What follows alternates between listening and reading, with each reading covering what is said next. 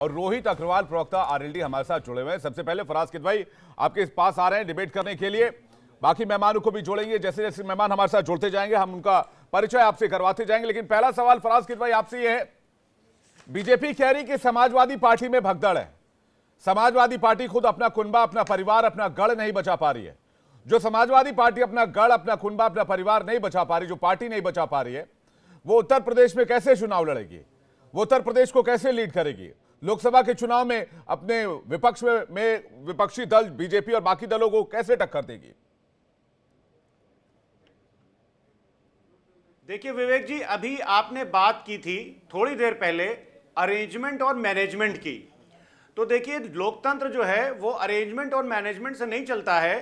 Bharatiya Janata party चलती है arrangement और मैनेजमेंट से। अभी आपने अपने चैनल पर एक प्राइम मिनिस्टर साहब का एक वीडियो दिखाया जिसमें वो तमिलनाडु गए हुए हैं और वहां पर कह रहे हैं कि तमिलनाडु से उनका दिल का रिश्ता है। विवेक जी, प्राइम मिनिस्टर साहब का तमिलनाडु के लोगों से ना तो दिल का रिश्ता है और ना ही भारत के लोगों से दिल का रिश्ता है। प्रधानमंत्री जी का अगर दिल का किसी का रिश्ता है तो वह भारत में जो पूंजीपति हैं उनसे है और अडानी और अंबानी से है। मैं इसलिए बोल रहा हूं कि आज भारत में हालत यह है कि 1% लोगों के पास 22% नेशनल इनकम है और टॉप 1% के पास करीब करीब 50% असेट्स हैं और बॉटम 50% जो है उसके पास बेचारे के पास मात्र 13% नेशनल इनकम है और लगभग 60% के आसपास वो जीएसटी दे रहा है। अब रही बात उत्तर प्रदेश की, जो आप अभी ये विवेक जी बोल रहे हैं कि हम लोग आगे कैसे चुनाव लड़ेंगे। देखिए आज जो ये घटनाक्रम हुआ है या जो घटनाक्रम हो रहे हैं, आज हम सुबह से टीवी चैनल्स देख रहे हैं, उसमें लोग कह रहे हैं कि सपा में बगावत हो गई, सपा के 7-8 एमएलए चले गए, बागी हो गए। देखिए इन 7-8 ये जो 7-8 एमएलए गए हैं या जो भी जो भी अलाए जिनको हमने कहीं ना कहीं जिनकी मदद की वो गए, उनको बागी कह करके बागी और बगावत शब्द का अपमान ना किया जाए, क्योंकि बगावत तो हिंदुस्तान में 1947 से पहले जो है वो अंग्रेजों के खिलाफ हुई थी। जब आजादी के मतवाले जो हैं वो बागी हो गए थे और अंग्रेजों को उन्होंने भगा दिया था इस देश से। फराज किदवई साहब, कुछ तो वजह रही होगी, यूं ही कोई बेवफा तो नहीं होता। मैं वजह बता रहा हूं। हाँ बताइए ना प्लीज भाई, मैं वजह बता रहा हूं। हाँ। तो मैं ये बोल रहा हूं कि इनको बागी और बगावत का शब्द इनके लिए ना इस्तेमाल करिए। इनको बोलिए कि ये गद्दार हैं। इन्होंने समाजवादी पार्टी से गद्दारी की है सत्ता और शासन के लिए। इनको सत्ता और शासन चाहिए और कुछ नहीं चाहिए। विवेक जी, मैं एक सवाल पूछना चाहता हूं आपसे कि इन लोगों को जो वोट मिला था 2022 के इलेक्शन में, वो भारतीय जनता पार्टी के खिलाफ जनता ने वोट दिया था और आप जाकर के भारतीय जनता पार्टी के गोद में बैठ गए। ये जनता के मैंडेट का और जनता के वोट का अपमान है। लेकिन आज जो भारत में जिस तरह से ये दल बदल की व्यवस्था चल रही है और जिस तरह से लोग इधर से उधर जा रहे हैं, ये लोकतंत्र के लिए कोई बहुत अच्छा संकेत नहीं है। दूसरी बात आप ये कह रहे हैं कि अभी फराज किदवई जी, आपकी पार्टी में भी दूसरे पार्टियों से लोग आते हैं, तो दूसरे पार्टी के लोग तो उसको गद्दार नहीं कहते हैं। आपने तो सीधा गद्दारी वाला टैग दे दिया उनको, उन नेताओं को।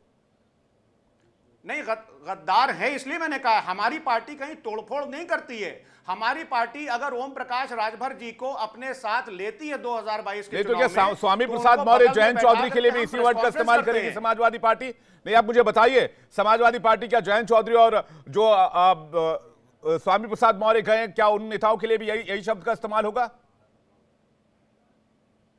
देखिए जयंत जी की जो पार्टी गई है वो उनके अपने एमएलए थे, वो अपने एमएलए को लेकर के गए हैं। वो हमारा अलायंस छोड़ करके गए, हमारी पार्टी में नहीं थे। लेकिन हमारी पार्टी में जो लोग थे, हमारे राष्ट्रीय अध्यक्ष आदरणीय अखिलेश यादव जी ने जिनको ये बोला था कि तुमको भारतीय जनता पार्टी के खिलाफ लड़ाई लड़नी है, वो जो चले गए हैं, ये गद्दारी है। और दूसरी बात मैं आपसे ये बोल रहा हूं कि हम लोग हताश नहीं है विवेक जी। मैं इसलिए बोल रहा हूं कि हताश नहीं है क्योंकि एक मेरा बड़ा स्ट्रांग बिलीव है कि जो बड़ी लड़ाई होती है वो बहुत कम लोग लड़ते हैं और जब बड़ी लड़ाई की शुरुआत होती है तो उसकी शुरुआत जो है वो छात्र और नौजवान करते हैं। आप देखिए कि 1973 और 74 में गुजरात में एक सोशियो पॉलिटिकल मूवमेंट हुआ था जिसको हम नवनिर्माण आंदोलन के नाम से भी जानते हैं। 20 सेकंड जी, विवेक जी। बोलिए बोलिए। हाँ, तो उस नवनिर्माण आंदोलन जो छात्रों और नौजवानों ने शुरू किया था, तो उस टाइम की जो सरकार थी उसको झुकना पड़ा था और हाँ। गुजरात की सरकार को बर्खास्त करना पड़ा था। वही छात्र और नौजवान आज उत्तर प्रदेश की लड़ाई लड़ रहे हैं। उत्तर प्रदेश में जब पर्चा लीक हो जाता है तो जब 15 लाख नौजवान, ठीक है, देखिएगा देखिएगा अभी 2024 का चुनाव होना है। फराज किदवई, बहुत दूर है नहीं मामला। किदवई साहब, बहुत दूर नहीं मामला है। 2024 के चुनाव बस आ गए, 2 महीने की बात है। अभी इलेक्शन कमीशन डेट अगले महीने अनाउंस करने वाला है। ये खबर भी लगातार आ रही है, 15 के बाद कभी भी डेट अनाउंस हो सकता है। लेकिन अब ये चुनाव तो गद्दारी और वफादारी पर आ गई है। इस चुनाव में अब तो ये डिसाइड किया जा रहा है कौन गद्दार है, कौन वफादार है। रोहित अग्रवाल जी हमारे साथ स्क्रीन पर, मुझे अबू शर्मा दिख रहे हैं, कांग्रेस पार्टी के प्रवक्ता है। आपका स्वागत है अबू शर्मा जी। बात गद्दारी और वफादारी की हो रही है। रोहित अग्रवाल जी, कौन कितना वफादार है और कौन कितना गद्दार है? अभी तो 24 के चुनाव में लगभग 60-70 दिनों का वक्त है। मुझे लगता है बयानों की जो तल्खियत है वो और ज्यादा तेज होगी। लेकिन आज की जो तस्वीर देखने को मिली है, क्या वाकई विपक्ष अकेला पड़ता नजर आ रहा है? भाई, समाजवादी पार्टी के 8 विधायक, 1-2 की बात होती तो चलिए समझ जाते, मन मान जाता कि चलिए ठीक है। लेकिन कह रहे हैं कि भाई 8 विधायक, और समाजवादी पार्टी की तरफ से कहा गया कि भाई प्रेशर बनाया जा रहा है उन पर, ईडी सीबीआई का डर दिखाया जा रहा है। रोहित अग्रवाल जी, देखिए, एक बात समझनी पड़ेगी कि हम करें तो पुण्य, दूसरा करे तो पाप, है ना। तो कर्नाटक में क्या हुआ? कर्नाटक में कांग्रेस के डीके शिव कुमार जी ने भारतीय जनता पार्टी के विधायक से अपने पक्ष में वोट करवा लिया। वो क्या था?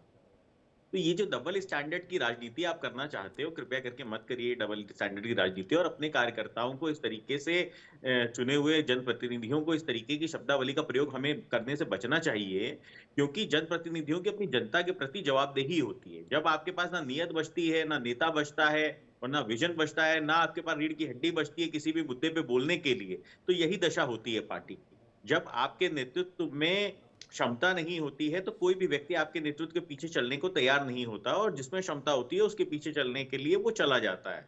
तो आपको ये समझना पड़ेगा कि आप इसी तरीके से अगर अपमान करते रहे अपने कार्यकर्ताओं का, अपने विधायकों का, तो मुझे लगता है जो आपकी साइकिल है उसमें पंचर लगाने के लिए भी कार्यकर्ता आपके पास बचेगा नहीं। तो कृपया करके अपनी शब्दावली को थोड़ा सा धैर्य दीजिए। नहीं, लेकिन रोहित भाई, सवाल इस बात का है कि जो तस्वीर आज नजर आई है, क्या ये लोकसभा चुनाव का ट्रेलर है? नहीं, देखिए, एक बात तो साफ हो गई है कि अगर जनता के चुने हुए प्रतिनिधियों का भी विश्वास समाजवादी पार्टी से उठ गया है, तो कहीं ना कहीं जनता का विश्वास उठ गया होगा, क्योंकि जनता का प्रतिनिधि तो अपनी जनता की आवाज सुन के ही आगे बढ़ता है, आगे निर्णय लेता है, क्योंकि उसको पता है कि मुझे उसी जनता के बीच में अब तुरंत जाना है। क्योंकि लोकसभा का चुनाव होने जा रहा है, जिसमें हो सकता है कि कुछ विधायकों को प्रमोशन भी मिले, वो लोकसभा का चुनाव लड़े, तो उनको ये पता है कि हमको जनता के बीच से ही चुन के आना है। तो अगर उन्होंने निर्णय लिया है तो डेफिनेटली कहीं ना कहीं ये एक बड़ा निर्णय होता है, और जनता के प्रति सबसे बड़ी आपकी जवाबदेही होती है, बाकी किसी के प्रति नहीं होती। देखिए, पार्टी ने टिकट दी, अच्छी बात है, पर जब आप जनता के बीच में आप जीत के आते हो, हर व्यक्ति तो जीत के नहीं आता है, जिसका जनाधार होता है वही जीत के आता है। तो ऐसी स्थिति में आपकी एक बड़ी जवाबदेही अगर किसी के प्रति होती है तो अपनी जनता के प्रति होती है। देखिए, एक राकेश सिंह इनके विधायक आज टूट के गए हैं। हाँ। उन्होंने सदन के अंदर खुद सभापति को चिट्ठी लिखी थी कि सभा सारे जितने भी विधायक चुन के आए हैं विधानसभा में, उनको राम मंदिर का दर्शन कराने के लिए लेके चलिए।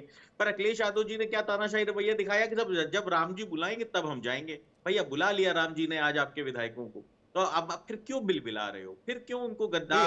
आप ये बड़ी बात कह रहे हैं। आप अगर ये कह रहे हैं कि भाई विश्वास खो रहे हैं जनप्रतिनिधि अपने पार्टी के मुखिया के प्रति या फिर पार्टी के प्रति, इसलिए वो स्विच कर रहे हैं क्योंकि वो अपने लोगों की बात सुनकर जा रहे हैं। मैं इसका जवाब लेने के लिए अबू शर्मा जी के पास जा रहा हूं। क्या वाकई अबू शर्मा जी ऐसा है? कांग्रेस पार्टी, समाजवादी पार्टी क्या विश्वास खो रही है? राहुल गांधी की भारत जोड़ो यात्रा तो उत्तर प्रदेश से निकली अभी, और उसके बाद आप लोगों ने अभी अलायंस किया है, 17 सीटें आपको मिली। आपकी पार्टी बनारस से भी चुनाव लड़ने वाली है, पीएम के संसदीय क्षेत्र से। लेकिन अगर इस तरह की भगदड़ वाली स्थिति विपक्षी गठबंधन में है तो ये तो चिंता की बात है। आज मैंने एक बात सुना, अंतरात्मा का आवाज। तो मेरा आवाज आ रहा है ना? बिल्कुल बिल्कुल, आपकी और आपकी अंतरात्मा दोनों की आवाज सुन पा रहा हूं, बोलिए। हाँ, नहीं, मेरा अंतरात्मा की आवाज नहीं। आज मैंने एक आवाज सुना भारतीय जनता पार्टी के तरफ से, जो अंतरात्मा का आवाज। एक एक ही विधायक, और उसके पीछे 50,000, 70,000, 1 लाख, 1.5 लाख जो उसको मत मिला है, उसका अंतर, वो जो तमाम मतदाताएं हैं, उन मतदाताओं की अंतर आत्मा को कुचलकर, पैर से कुचलकर, एक विधायक का अंतरात्मा को भारतीय जनता पार्टी ने अपने खेमे में लिया। हमारे सनातन का बहुत बड़ा कारोबारी अपने आप को भारतीय जनता पार्टी समझता है। सनातन का मुख्य मतलब, चाहे आप 5,000 साल पुराना भागवत गीता पढ़ लीजिए और स्वामी विवेकानंद जी आज का पढ़ लीजिए, आत्मा ही ईश्वर है। तो क्या वो 50,000, 1 लाख, 60,000, 70,000 जो मतदाता था, जो उनके पक्ष में वोट किया था उस विधायक जी को, उनका अंतर आत्मा का आवाज सुना भारतीय जनता पार्टी? नहीं। एक आदमी को लेके आया, उत्तर प्रदेश के गली गली में घूम रहा है, पैकेज की बात हम जानते नहीं है। अगर पैकेज दिया गया तो क्या आज रात में ईडी उस पैकेज ढूंढने के लिए उत्तर प्रदेश में छापा मारेंगे? नहीं, सवाल ही नहीं पैदा। आदरणीय देश का प्रधानमंत्री जी, आपने जो लोकसभा का टेलर बोल रहे हैं, लोकसभा का टेलर 300, 400, 500 आदमी से नहीं होता है साहब। लोकसभा का टेलर तब आपको सामना करना पड़ेगा जब आप मतदाताओं के सामना करेंगे। आदरणीय प्रधानमंत्री जी कह रहे हैं जो मोदी जी का गारंटी, क्या एक सांसद आप हमको दिखा सकता है जो गांव को गोद लिया? क्या आप एक किसान को दिखा सकते हैं जो आके कहे हमारा आय दुगुनी हो गई? क्या आप एक भी स्मार्ट सिटी दिखा सकते हैं? तो पहले क्या गंगा साफ हुई? कौन लगाए डुबकी देखने गंगा हुई क्या साफ? कहीं मूर के ना आ जाए गंगा मैया की सांप। तो जो गारंटी उन्होंने पहले दिया जी, वो गारंटी का क्या हुआ?